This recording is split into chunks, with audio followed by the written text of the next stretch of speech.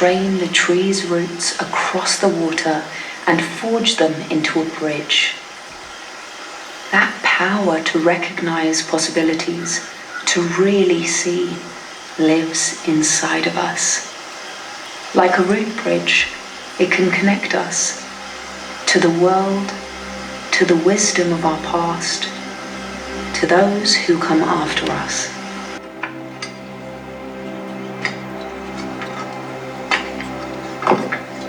Podamos hacer muchos andenes que ustedes pueden ver para que enfrentar el cambio climático.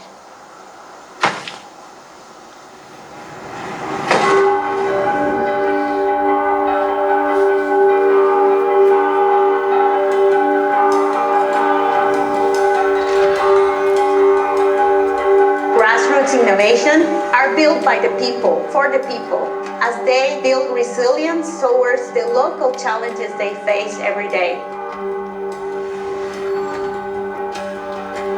It's really imperialistic to think that solutions come from the industrial technical world now. There are probably millions of pieces of knowledge which are incredibly powerful for solving global problems that we'd have no idea because we're not even looking for them.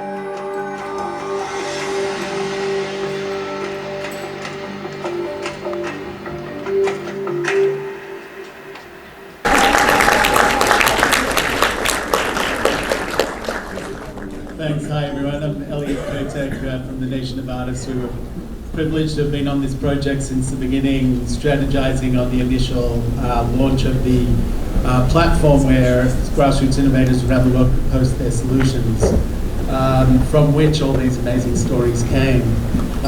In honor of the Canadian firm Sid Lee, who brought me onto the project, I'm wearing my Canadian tuxedo tonight. I'd like to thank the UNDP and Hyundai for their support of this project, and so thankful to you both.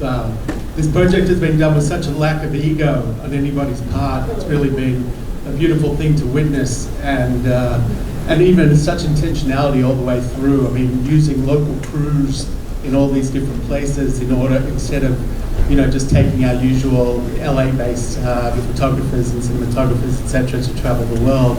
The stories were all done with locals, listening to local stories, empowering and listening, enriching each other's lives. So it's been a real pleasure in that regard. And to so help me celebrate our people from the film tonight, and Tran, director, storyboarder. Welcome to New York.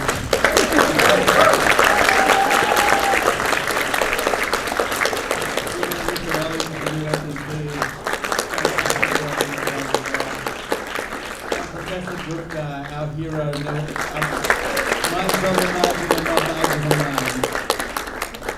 So with that, firstly, Emmanuel, seeing yourself on this big screen here behind us, let us know, let everybody know when you got into town and how many international flights you've taken before this one.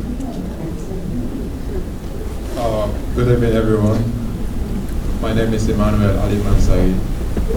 Some people call me the second Elon Musk of Africa, or the Einstein of our generation.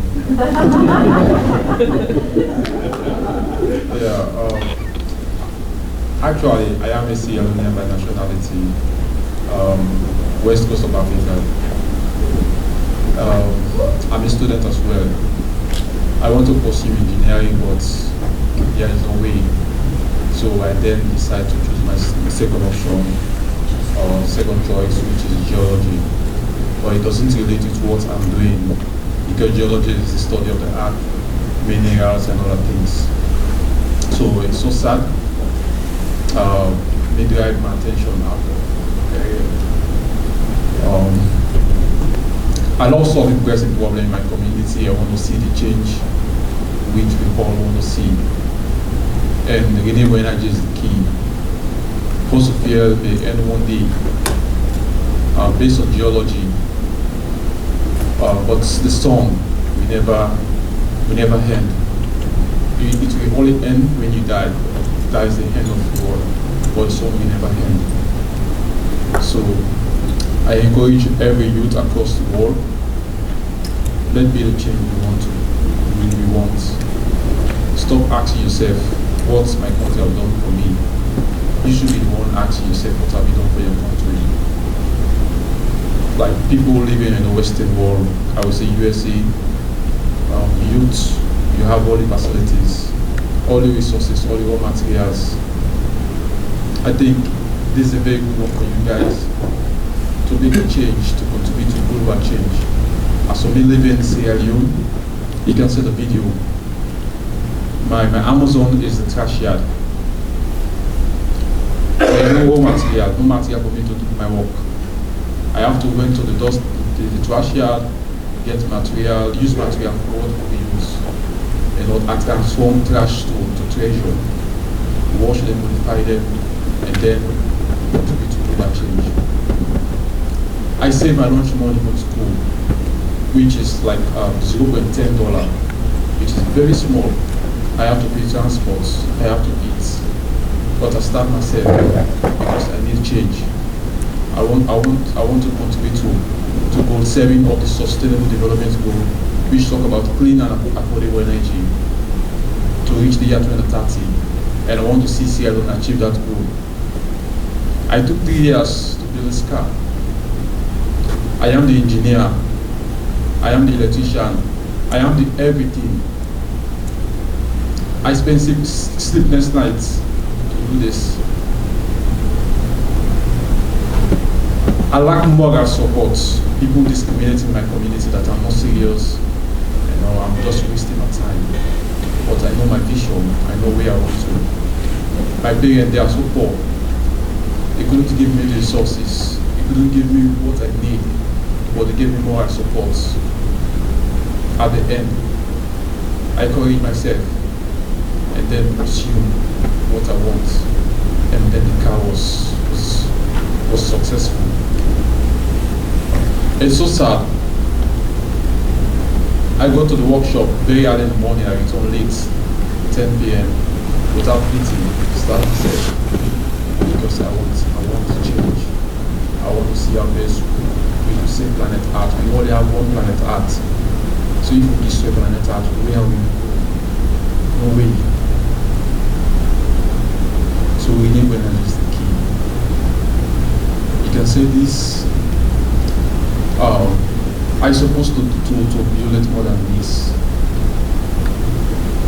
but how could I would say gather or save something $0.10, 3 years, that very small amount of money. I couldn't get the solar panel and the trash yard. That's quite impossible to get a solar panel in the trash yard. I couldn't get the battery in the trash yard. That is quite impossible. And serially, what is so interesting, even the cables around this cable. People walk in the trash yard, they collect this cable. When you go collect it, they resell it. Just imagine the trash yard. So just imagine you find the solar panel in the trash yard. They will also have to sell it to you. And as a filmmaker working with people who are so passionate, this is not a unique quality amongst the subjects of this film, that they believe in something so much greater. You were relaying to me about Hong as well. What does it feel like for you to make space for these people and be kind of given the stewardship of telling these stories that we're now seeing, like even to the point where BTS released a teaser for this movie a couple of days ago. Mm-hmm. And as a result, like over 1 million people have already watched that video organically. And people are receiving interview requests, like Jamila in Azerbaijan is receiving interview requests from her local news stations. She was invited to speak at a K-pop cafe in Azerbaijan a couple of days ago, and essentially is being treated as a celebrity. To me, it's amazing thinking about these young people, these young innovators, getting the opportunity from having sacrificed to do these things, like Emmanuel's saying, the hard work, the sacrifice. But because they've done that and we're able to tell these stories, perhaps we're making heroes of more and more grassroots innovators, which then encourage more people to look to their backyards for solutions.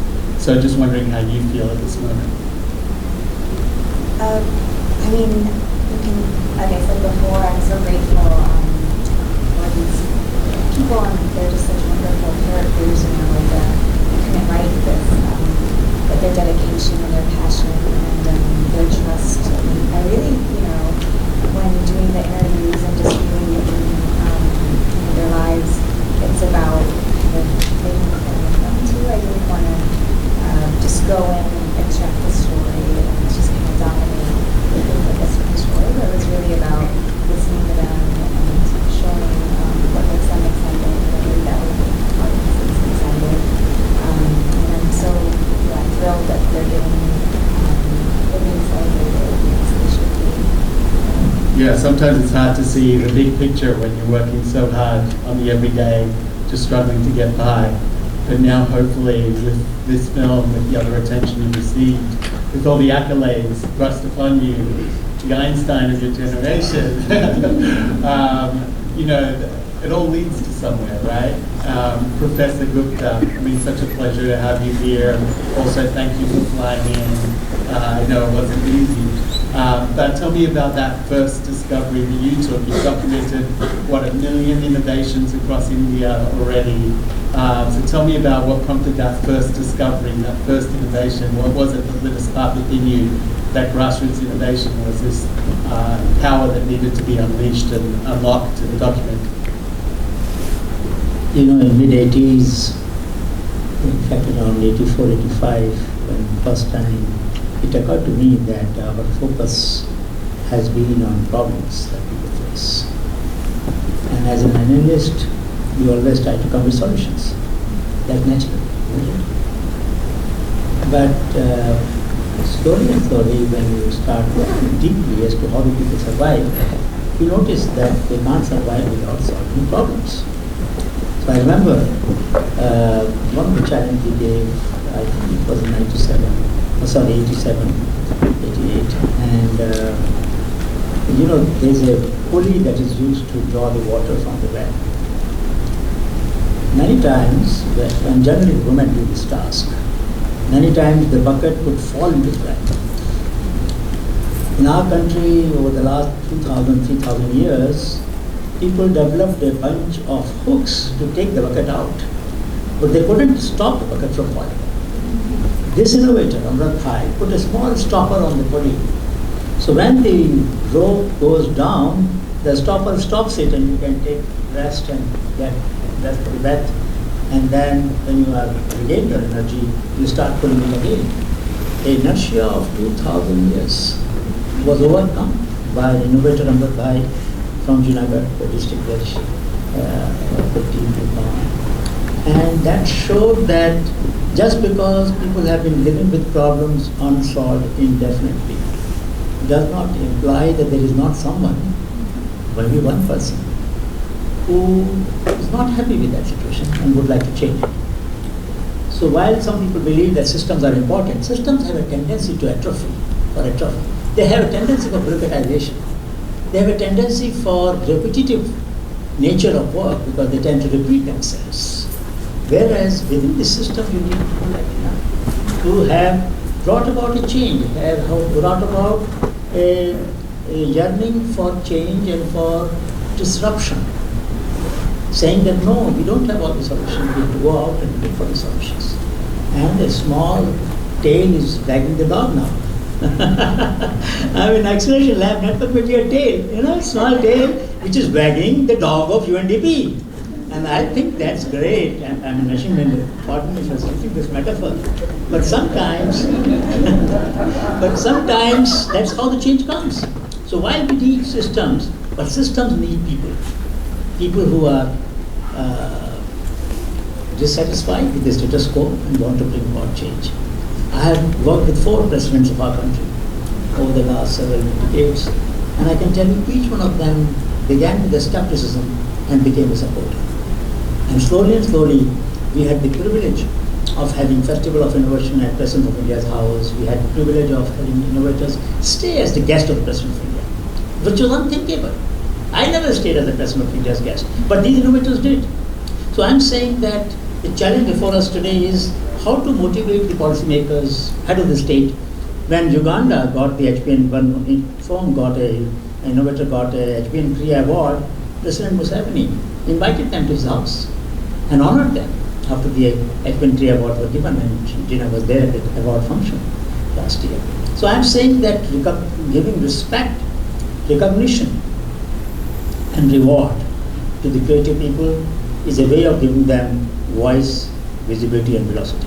And our challenge, therefore, is to now help innovation from one country go to another, bring about change. That's a perfect segue to Gina, but I just want to prompt you to get some questions ready in the audience. We're happy to take some questions in a second.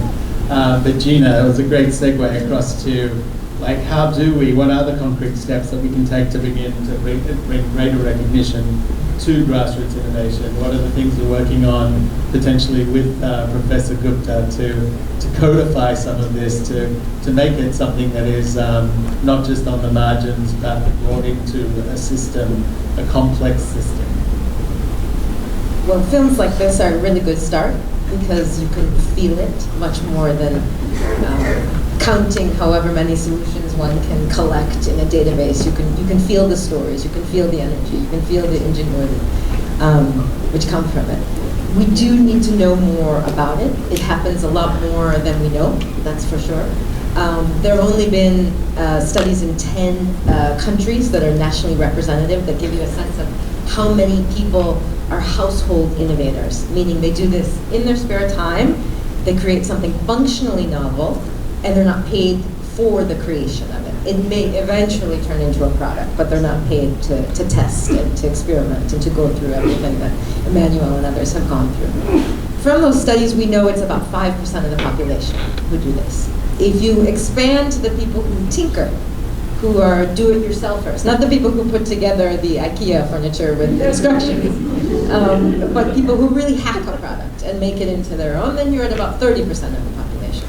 So then you're in the realm of, 2 billion people globally. So it's out there.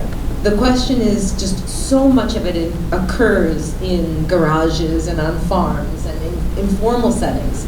And so the question is really how you connect to those innovators, how you see them first, how you learn from them, how you diffuse this innovation, and then how you design systems that encourage this kind of problem solving. Yeah, I can imagine that after seeing films like this, you'd have more applications for people wanting to be solutions mappers. Because to me, it's like getting to walk out in your neighborhoods and communities and countries, looking for people that are creating these incredible things that you can then share. Must be a job that just has so much pride attached to it. I have to say, when I interviewed for this job and I came our administrator, I was so excited that someone in his position of power was so bold and wanted to go so big.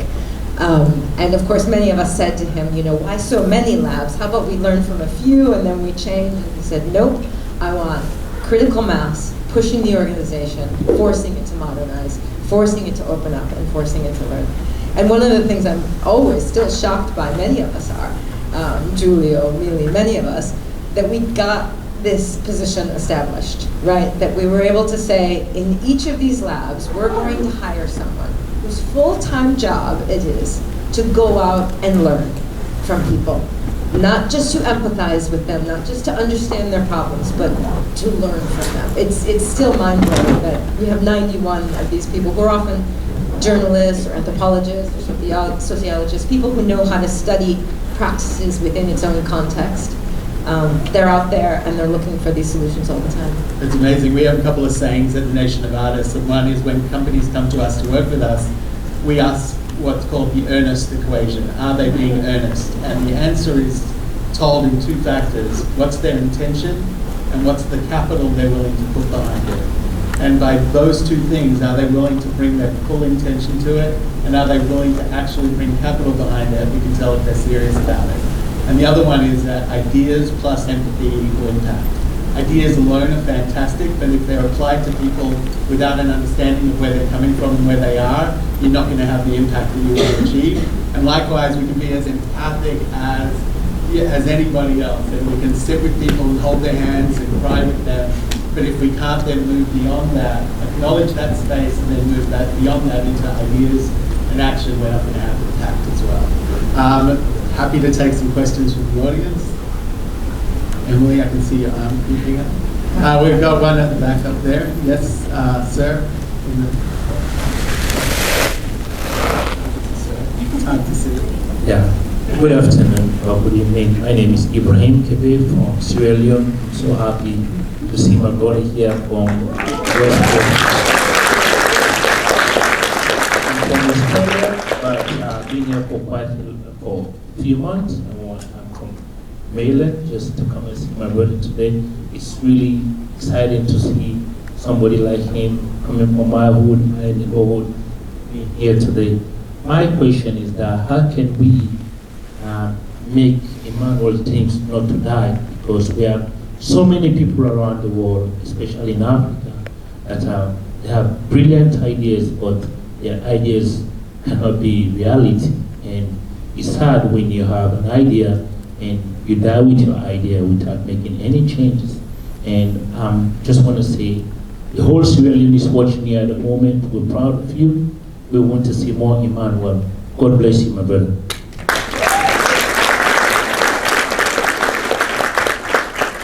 Thank you. Yes, Professor Good. Yeah, I would say that it's a good question. There are several transitions waiting to happen. You know, Emmanuel and young people like him need money.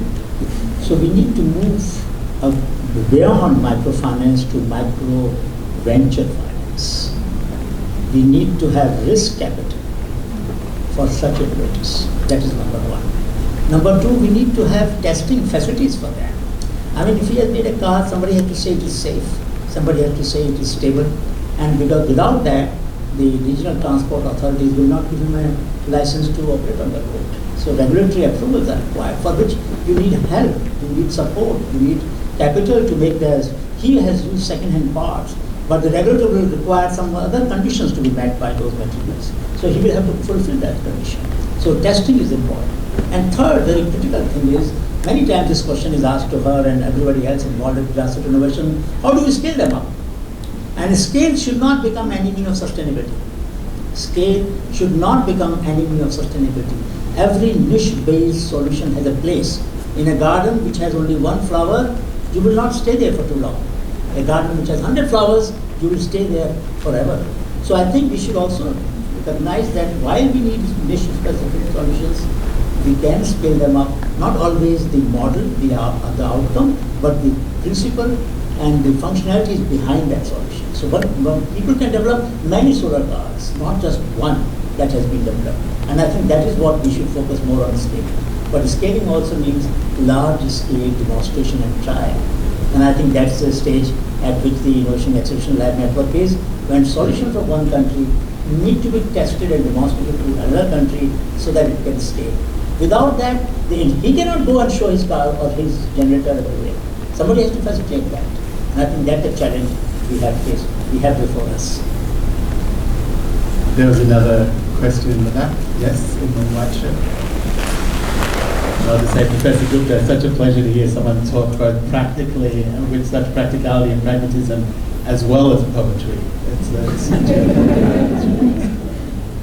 Hello, everyone. Thank you so much. It was very informative and very well made documentary. One question I have after watching this documentary is, I am not involved with UN or any of the organizations. This documentary and if it is going to be published by tomorrow on Prime Video, there will be a lot of individuals who I myself, I can speak for myself, I am very inspired by this and would want to contribute in some way. So my question is, how can I do that? And you want to take it? Sure, yeah. For this version, I'm not sure what we did have the website tomorrow.org that you can go to and you can see these innovations, not just Emmanuel's, the other people know that there's loads of others from all over the world. And you can actually read about what all these people are doing and connect with them and ask them about it and see how you can support it. That's one way. And to add to the last question about what we can do to help, I really do think it can be as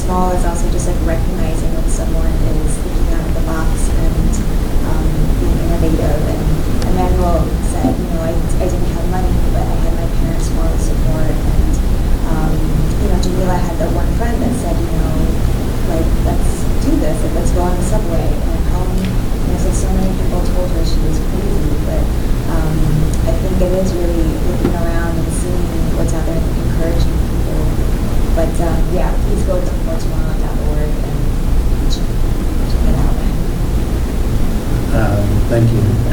Another question? Yes, great.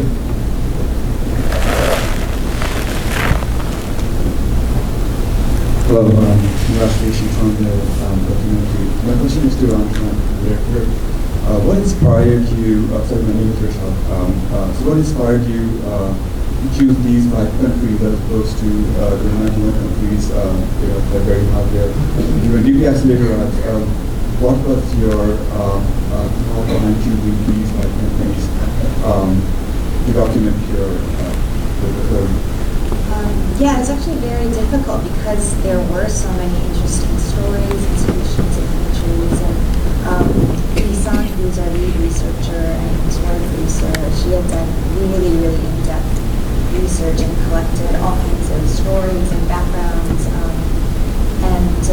There was a lot of different reasons. Some of it was we wanted to show kind of diversity of locations in different parts of the world. Others were just the different age ranges of characters and different abilities. Yeah, it was hard. It was not easy. Yeah, thankfully on fortomorrow.org as well as on the For Tomorrow 2030 Instagram page, there are other stories of other innovators. We were able to capture some other innovators in Nigeria, Argentina, Wales, in Nepal, for some videos that we made for Earth Day as well. That was part of this initiative that launched at the UN General Assembly in 2020, and so we were able to continually tell stories from that point forward after people posted on the platform. So there are more stories out there. I just also want to say, like, the way things were chosen was, again, like that intentionality. Our complete producerial team were female, representative of people of color. So there was a lot of intentionality behind who are we representing, what stories, where do they come from, is this just the same old way? Like Gitanjali Rao, Time Magazine Kid of the Year, says at the beginning, and here me putting my hand up, it's like she's saying it's not necessarily about that mad scientist, white male, anymore. It's about how do we give voice to, says the person talking, how do we give voice to and center all these other voices and producers and storytellers and story researchers who are looking at things with a different perspective, a fresh set of eyes, because it's clear that the world is volatile, it's vulnerable. I think I love like when one of our protagonists says that climate is disorganized. Right, it's disorganized, so how do we bring new, fresh thinking and recognize that the solutions aren't where we've always looked for them or where we've always put the resources previously? Another hand, up at the back of the center, yes? Yes, you. Mike's on its way.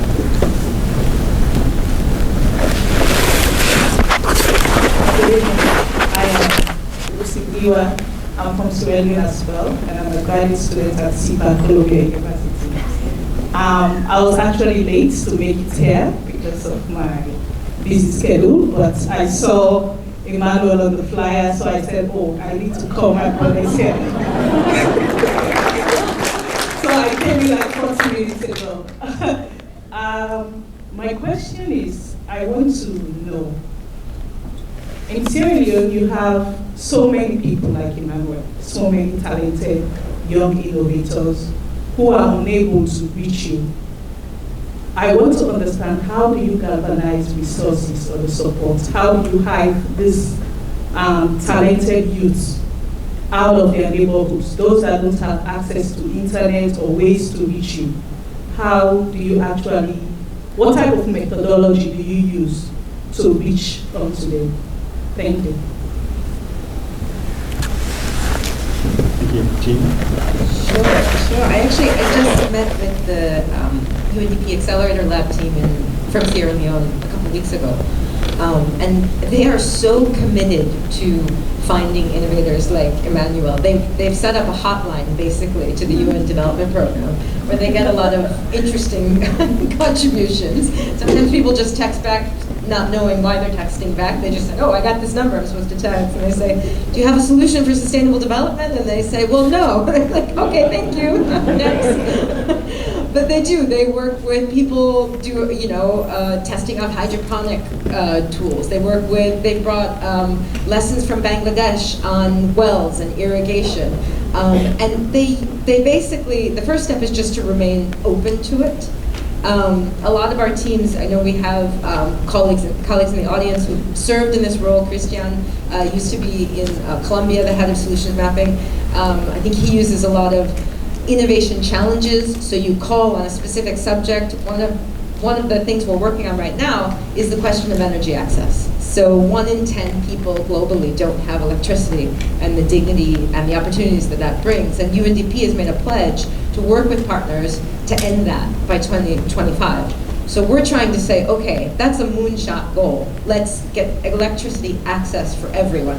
What role do the grassroots innovations have to contribute to that giant mission moonshot? And how do we connect the solutions on the ground to that bigger picture?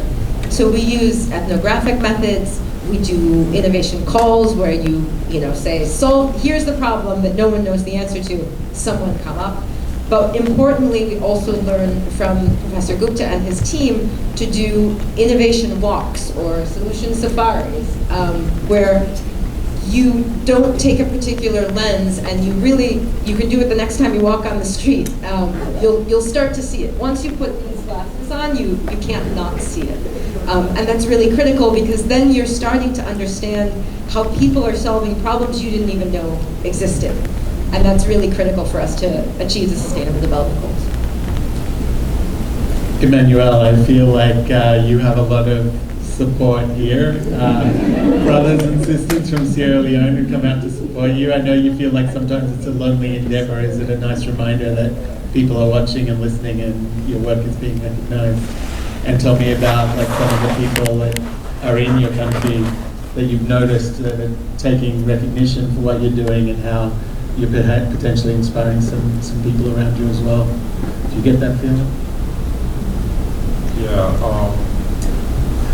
When UNDP in New York contacted UNDP in Sierra Leone that I need an urgent visa to witness the program, they were so worried because the time frame is so short, like a days for me to get a visa. So they contact the US Embassy in Viet Nam, then the PNO's Babal, and it takes 2 days to prepare that.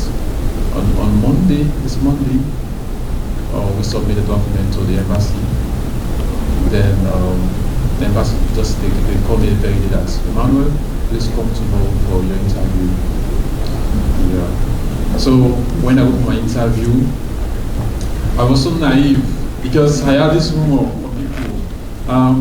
They ask a lot of questions, and if you don't answer those questions, they will be granted a visa. I was like, now I have a visa for me to attend this program.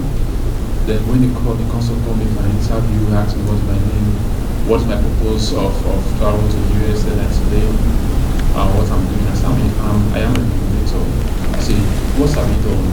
Then I told her that I created Sierra Leone solar power car, better of trash. And she said, oh, are you the Emmanuel?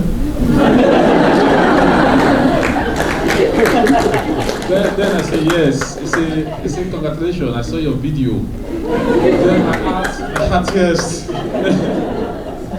Then she asked, when is the program? I said, the program is on the 15th. I said, oh. I said, when are you leaving? I said, I'm leaving today. He said, it's not possible. He said, because we have to process your document, send it to years over here. He said, because we don't have the final say. He said, you just have to process, and send it. I said, please, ma, I have to attend. They already booked my flight ticket. I said, please. He said, what is the time? I said, 7:45 p.m. He said, oh. He said, come at 2. Then I was around the embassy, moving around, praying. So when I went there at 2, the security told me that, Emmanuel, they said, let you go and come. I said, no. I said, the consul told me that I should come at 2. So they called, they say, let me wait outside. So I wait around 4. Then they call me inside. So they said, come. They say, what is your name? I said, my name is Emmanuel. Your date of birth? I said, December 10, 1996. So they gave me the visa. I was like, maybe they don't grant me the visa. When I opened the passport book, then I saw the visa. I cried. I was like, wow. Because it's quite impossible. The interview the very day and they grant you the visa. I was like, wow. So I really feel great because this is my first time to be in the US and this was my first time to onboard a flight. So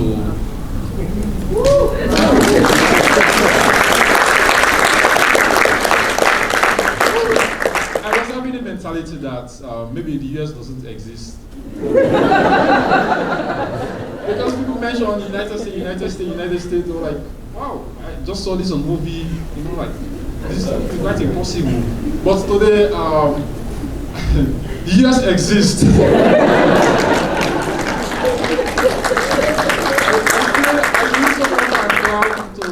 To sit in front of you and to be in New York. I wish I had a scholarship to study here, to study engineering. That would be fine, because I study geology and that's back in my game. I wish I had the scholarship, or I wish I had more state to exploit, and then, if possible, to share university students, school peoples, my story, so they can feel inspired. Yeah, so they can feel motivated, because what they need, some people they need inspiration. They have all the resources, but they don't know what to do with the resources. But share my story with them, that would be great. So I really feel good, and I love the stay in the US. I enjoy my trip, and I don't know how to express how I'm feeling right now. So.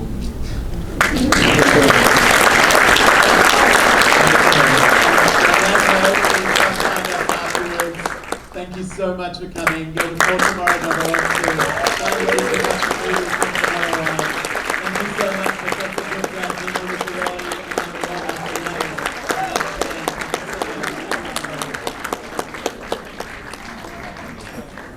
要不要去采访啊？下去。采访谁啊？